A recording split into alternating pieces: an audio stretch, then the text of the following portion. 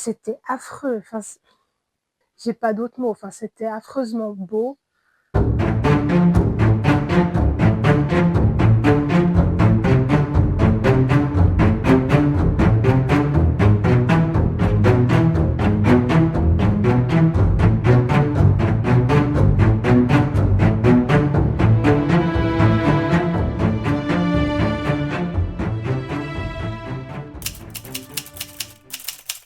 Aujourd'hui, je vais vous parler de Les péchés gravés dans leurs os, donc le premier tome, La couronne maudite, donc de Laura R. Samotin, qui est donc publié chez Bookmark. Regardez-moi ça. Et il y a des illustrations. C'est la même en début et en fin. Donc c'est dans la collection Lost Kingdom. Alors j'en suis à la moitié. Pour l'instant, j'aime beaucoup. Donc c'est un récit qui est assez lent à se mettre en place. Il y a vraiment tout l'aspect royauté, complot politique, religion qui est mis en avant et qui est quand même développé. C'est un univers qui est facile à appréhender. Donc il n'y a pas un gros travail de world building qui est indigeste. Ça va petit à petit. Et pour l'instant, ça me plaît beaucoup. Donc, vu qu'il y a énormément de trigger warning, je vais commencer avec ça. Alors, je vais vous dire un peu ce que j'en pense. Après, à savoir, je suis qu'à la moitié. Donc, une fois que j'aurai donné mon avis, la conclusion, je reviendrai dessus. Attention, ce roman aborde des thématiques sensibles, notamment la consommation de drogue ou d'alcool, le harcèlement, y compris moral dans le cadre d'un couple, des mentions d'inceste ainsi que des scènes impliquant la mort, le suicide, le viol et diverses formes de violence. Donc pour l'instant, oui, oui, je suis d'accord. Après, je m'attendais à pire, à encore vraiment beaucoup plus sombre. Donc c'est l'histoire de Dimitri, ancien tsar. Donc dans cette histoire, on va suivre 3 points de vue. Donc Dimitri, Alexei et Vassili. Ça commence bien.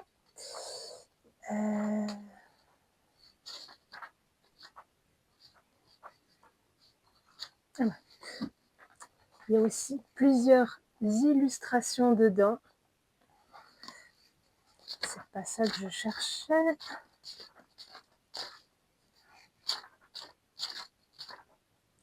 Vassili. Donc Dimitri et Alexei étaient mari et mari. Donc à la base, Dimitri était enfant du tsar.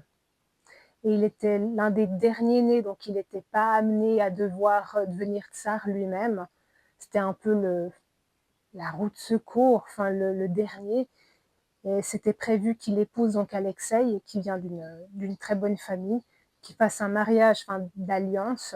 Et donc ça allait très bien à Alexei, qui s'est dit « Ah, ça va être un pion parfait, il est malléable ». Enfin, de base, on sent que le personnage, il a un fond mauvais. Enfin, il est vraiment très dans le calcul, à utiliser les gens à ses fins. Et du coup, il a vu en Dimitri la personne parfaite pour ses plans. Et ce qu'Alexei n'avait pas prévu, c'est qu'il tombe quand même amoureux de Dimitri. Donc il y a un amour réciproque entre les deux, mais un amour qui est vraiment toxique et malsain au possible. Il y a toujours un jeu de pouvoir, d'emprise. Et Dimitri est vraiment, je ne vais pas dire faible, c'est vraiment pas le bon terme, mais il est amoureux, il ferait n'importe quoi pour lui. Et c'est, je crois, son premier amour en plus. Donc il est vraiment rentré dans un cercle de soumission totale, et il est resté dedans, c'est tout ce qu'il connaît. Et à un moment donné, il y a toute la famille donc, de Dimitri qui meurt, et du coup Dimitri devient tsar. Et là, c'est là que leur relation, elle a commencé à... Enfin, ça fait déjà un moment que ça allait pas, hein, mais a empiré parce que le jeu de pouvoir s'est retrouvé inversé. Donc c'est Dimitri qui se retrouve tsar, enfin puissant, enfin figure de puissance, et Alexei relégué à époux de. Et du coup, Alexei, dans ses lubies de grandeur, de vouloir sauver donc le monde, enfin prêcher la bonne parole, et puis dans l'idée d'égaler un dieu avec la sainte science, enfin une religion qui fait très envie, vraiment. Et ces folies de grandeur vont l'amener à mourir et à ressusciter. Ça, c'est expliqué plus loin. Et du coup, il y a une guerre qui a débuté. Donc, Dimitri est devenu un tsar déchu. Il est en fuite. Il s'est caché avec ses proches. Et du coup, Alexei est devenu le tsar, figure emblématique où il a rallié plein de gens à la sainte science. Enfin, il a son fan club, quoi. Et il est vraiment décidé à sauver son pays. Enfin, il a raison, les autres ont tort. Enfin, c'est un personnage fort sympathique. Donc là, c'est vraiment ce que je vous dis, c'est le début du livre. On est déjà dans ce schéma-là. Donc Alexei au pouvoir, Dimitri se cache. Et le troisième point de vue, donc Vassili, c'est l'espion de Dimitri, qui a comme idée, enfin, il a envie d'infiltrer la cour, enfin les proches d'Alexei pour savoir qu'est-ce qu'il fait, qu'est-ce qui se passe, euh, comment réussir à le contrer, comment faire pencher la balance de leur côté. Est-ce qu'ils suivent vraiment Dimitri depuis le début? Ils croient en lui, enfin, ils croient à ses valeurs, ses ambitions. Et du coup, il doit trouver un moyen de s'infiltrer chez Alexei. Voilà, j'en suis à là. C'est un début qui est vraiment assez lent, donc ça met les choses à plat, ça met les choses en place. Et on suit vraiment les points de vue de ces trois personnes. Et c'est assez particulier parce qu'on a vraiment Dimitri qui il est dépressif, il va pas bien du tout. Parce il aime encore son ex-mari, mais il peut pas l'aimer à cause de ce qui s'est passé. Il se rend compte que ça va pas. Mais ça reste ancré au profond de lui. Donc, il essaie de surmonter ça par la boisson, par diverses choses. Et Alexei, donc on suit aussi de son côté son point de vue. Et il aime vraiment, Dimitri, il pense encore à lui. Il a pris un nouvel amant qui lui fait penser à Dimitri. Donc, c'est vraiment particulier. Donc, j'aime bien après à cause. Avec les trigger warnings qu'il y avait au début, je m'attendais à pire. Après, j'en suis qu'à la moitié. Donc, oui, ils sont présents, oui, il faut prendre ça en compte, mais je pensais que ça serait pire par rapport à d'autres livres que j'ai pu lire. Donc, j'ai hâte de le continuer et puis je vous ferai un retour très rapidement.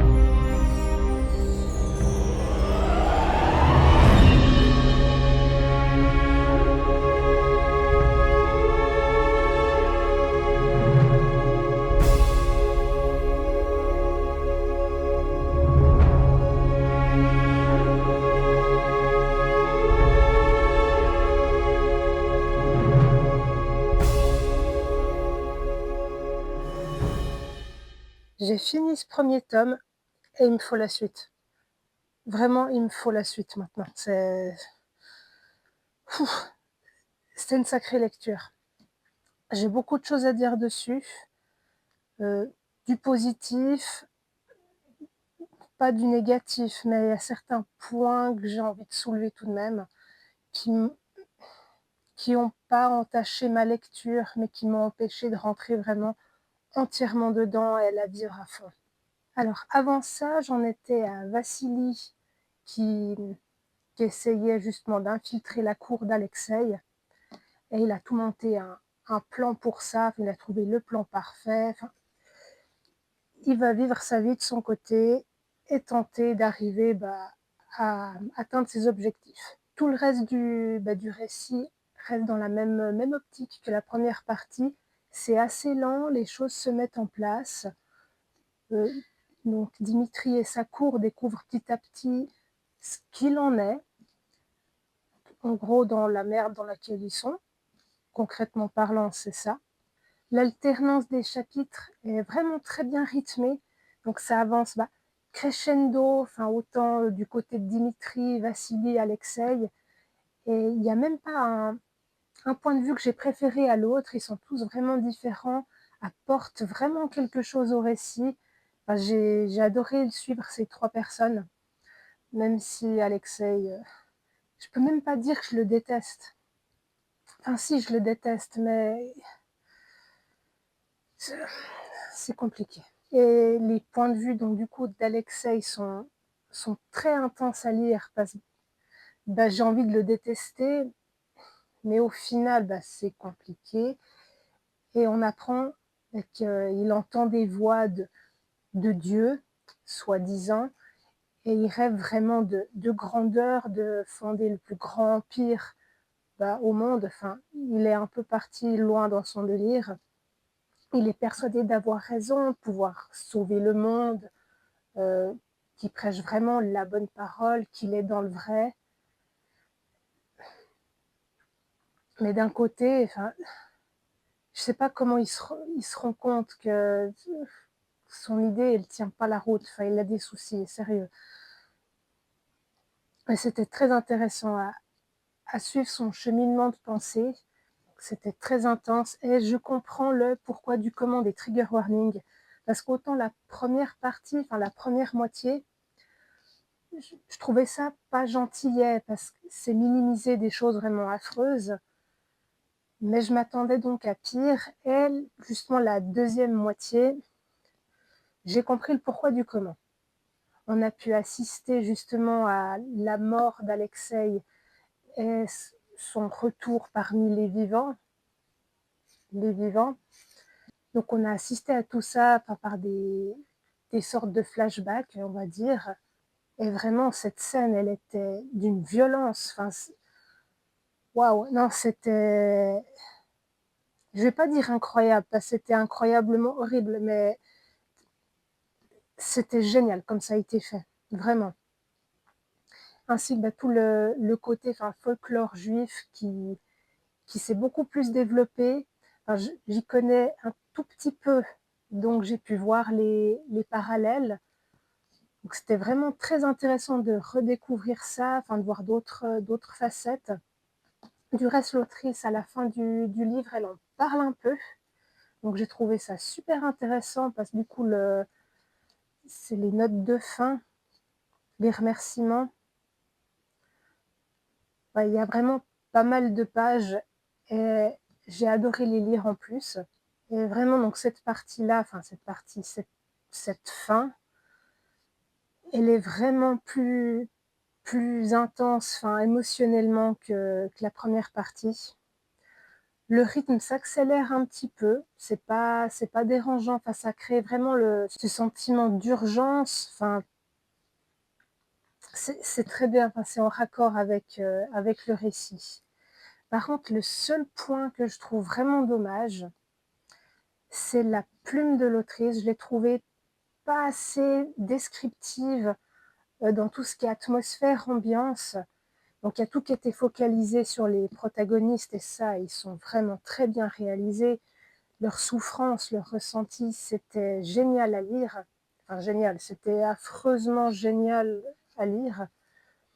Mais tout ce qui est autour, j'ai trouvé ça un peu plat. Il manquait vraiment il manquait de décor, il manquait de substance pour vraiment être immergé et de vivre pour ma part en tout cas, et vivre la lecture dans son ensemble entièrement. Parce que malheureusement, j'ai fait un petit parallèle. Bon, l'histoire n'a rien à voir. Les Garçons perdus de C.M. Stern, qui a été édité chez Corrigan. Donc ça n'a rien à voir niveau histoire. Là, on est dans le 19e siècle. Dans les bas-fonds, il y a tout ce qui est prostitution, proxénétisme, drogue, vampire. Donc ça n'a rien à voir, mais l'ambiance vraiment sombre, niveau relations toxiques, et c'est aussi un MM. Là-dedans, c'était incroyable. Autant la déchéance, la souffrance, c'était génial. La manière dont ça a été amené, la retranscription était incroyable, autant les personnages que l'univers, que l'ambiance. J'ai eu un immense coup de cœur pour ce livre. Du reste, il y a aussi le tome 2 qui est sorti, que j'ai un petit peu moins aimé que celui-là. Et ça a été un tel coup de cœur sur tous les plans, enfin, vraiment de A à Z, j'ai rien à redire, que malheureusement, celui-là, il m'a manqué cette atmosphère, enfin, il m'a manqué quelque chose. Donc c'est pas un coup de cœur, c'est une très bonne lecture. J'ai adoré l'intrigue. Enfin, la fin, je l'ai absolument pas vu venir. Enfin, c'était affreux. Enfin, j'ai pas d'autres mots. Enfin, c'était affreusement beau. C'était puissant, mais il manque le petit truc pour que ça soit parfait. Vraiment. Donc, je lirai la suite avec très grand plaisir. Vraiment, il me la faut parce que ça s'annonce affreux. Je crois qu'on aime souffrir ici. Et je sens que la suite promet beaucoup, beaucoup d'émotions. Donc on se retrouvera pour la suite avec très grand plaisir.